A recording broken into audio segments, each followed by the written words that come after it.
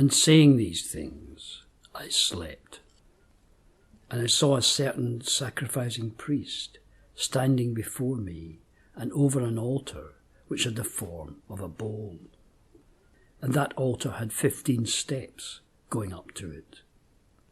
Then the priest stood up, and I heard from above a voice say to me, I have completed the descent of the 15 steps and the ascent of the steps of light, and it is a sacrificing priest who renews me, casting off the body's coarseness, and, consecrated by necessity, I have become a spirit. And when I'd heard the voice of he who stood in the altar, formed like a bowl, I questioned him, desiring to understand who he was. He answered me in a weak voice, saying, I am Ion, priest of the Aditum, and I have borne an intolerable force. For someone came at me headlong in the morning, and dismembered me with a sword, and tore me apart, according to the rigour of harmony. And, having cut my head off with a sword, he mashed my flesh with my bones, and burned them in the fire of the treatment, until my body transformed, I should learn to become a spirit, and I sustained the same intolerable force. And even as he said these things to me, and I forced him to speak, it was as if his eyes turned to blood, and he vomited up all his flesh. And I saw him as a mutilated image of a little man, and he was tearing at his flesh and falling away. And being afraid, I woke and considered, is this not the composition of the waters? I thought that I was right, and fell asleep again. And I saw the same altar in the shape of a bowl, and water bubbled at the top of it. And in it were many people endlessly, and there was no one whom I might question outside of the bowl.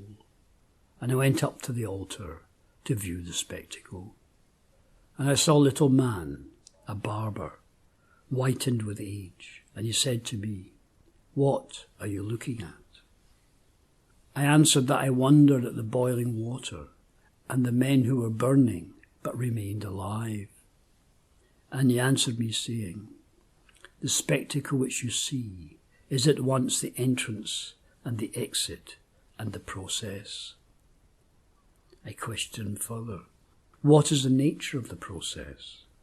And he answered, saying, It is the place of the practice called the embalming. Men wishing to obtain virtue enter here, and fleeing the body become spirits. I said to him, And are you a spirit? And he answered, saying, Both a spirit and a guardian of spirits. And as he was saying these things to me, and the boiling increased, and the people wailed, I saw a copper man holding a lead tablet in his hand. He spoke aloud, looking at the tablet. I counsel all those in mortification to become calm, and that each take in his hand a lead tablet, and write with his own hand, and that each bear his eyes upward, and open his mouth until his grapes be grown. The act followed the word, and the master of the house said to me, Have you stretched your neck up, and have you seen what is done? And I said that I had, and he said to me, This man of copper whom you have seen is the sacrificial priest, and the sacrifice, and he who vomited out his own flesh. To him was given authority over the water, and over those men in mortification. And when I had seen these visions, I woke again, and said to myself, What is the cause of this vision? Is this not the white and yellow water, boiling, sulphurous, divine? And I found that I understood well, and I said that it was good to speak, and good to hear, and good to give, and good to receive, and good to be poor, and good to be rich. And how does nature learn to give and to receive? The copper man gives, and the water stone receives. The thunder gives the fire that flashed from it. For all these things are woven together, and all things are taken apart, and all things are mingled, and all things combined, and all things mixed, and all things separated, and all things are moistened, and all things are dried, and all things bud, and all things blossom in the altar shaped like a bowl. For each, by method and by weight of the four elements, the interlacing and separation of the whole is accomplished, for no bond can be made without method. The method is natural, breathing in and breathing out, keeping the orders of the method increasing and decreasing. And all things by division and union come together in a harmony. The method not being neglected, the nature is transformed. For the nature, turning on itself, is changed. And the nature is both the nature of the virtue and the bond of the world. And so that I need not write to you of many things, friend, build a temple of one stone, like cerus, like alabaster, like marble of Proconnesus in appearance, having neither beginning nor end in its building. Let it have within a pure stream of water glittering like sunlight. Notice on what side the entry to the temple is, and take your sword in hand and seek the entry. For thin-mouthed is the place where the opening is, and a serpent lies by it, guarding the temple. First, seize him in your hands and make a sacrifice of him. And having skinned him, cut his flesh from his bones, divide him member from member, and having brought together again the members and the bones, make them a stepping stone at the entry to the temple, and mount upon them and go in, and there you will find what you seek. For the priest whom you see seated in the stream, gathering his colour, is not a man of copper, for he has changed the colour of his nature and become a man of silver, whom, if you wish, after a little time, you will have as a man of gold. Then again, wishing to ascend the 7 steps and to behold the 7 mortifications, and as it happened, one day only did I ascend the way. Retracing my steps, I thereupon ascended the way many times. And on returning, I could not find the way, and becoming discouraged, not seeing how to get out, I fell asleep. And I saw in my sleep a certain little man, a barber, wearing a red robe and royal garments, and he stood outside of the place of the mortifications and said, "What are you doing, man?" I said to him, "I stand here because I have missed every road and am lost." He said, "Follow me." And going out, I followed him.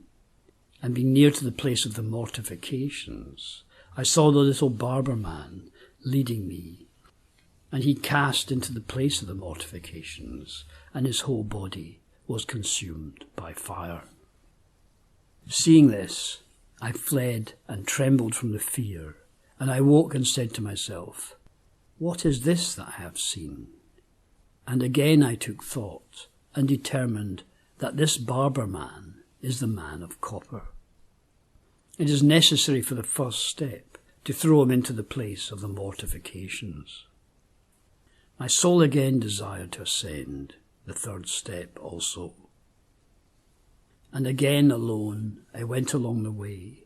As I drew near the place of the mortifications, again I got lost, losing sight of the path, and stood out of my mind. And again I saw an old man of hair so white that my eyes were blinded by the whiteness. His name was Agathodemon.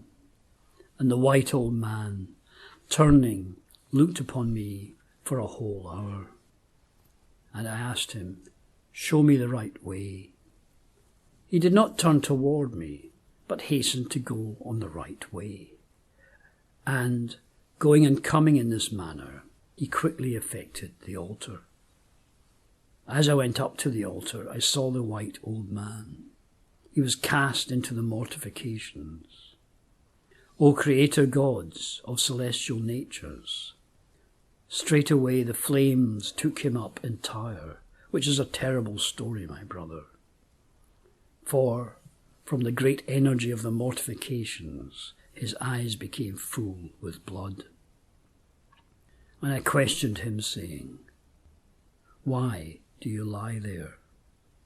And he opened his mouth and said, "I am the man of lead, and I am withstanding an intolerable force."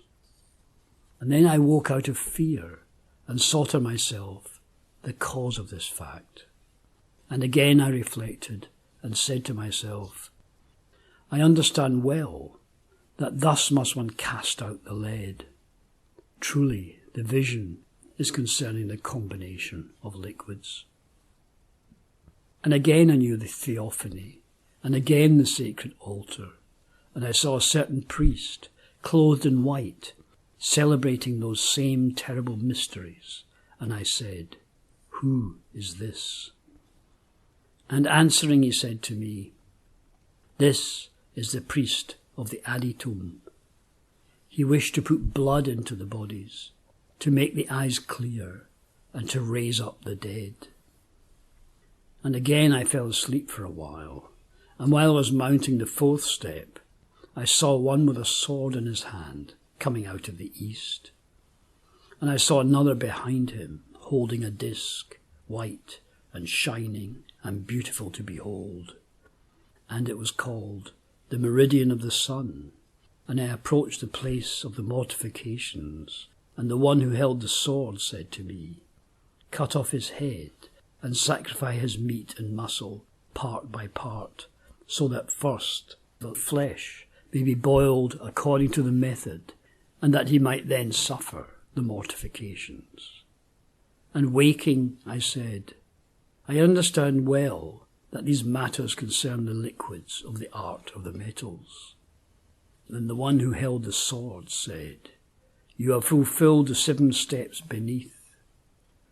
And the other said, "At the same time as the casting out of the lead by all the liquids, the work is completed."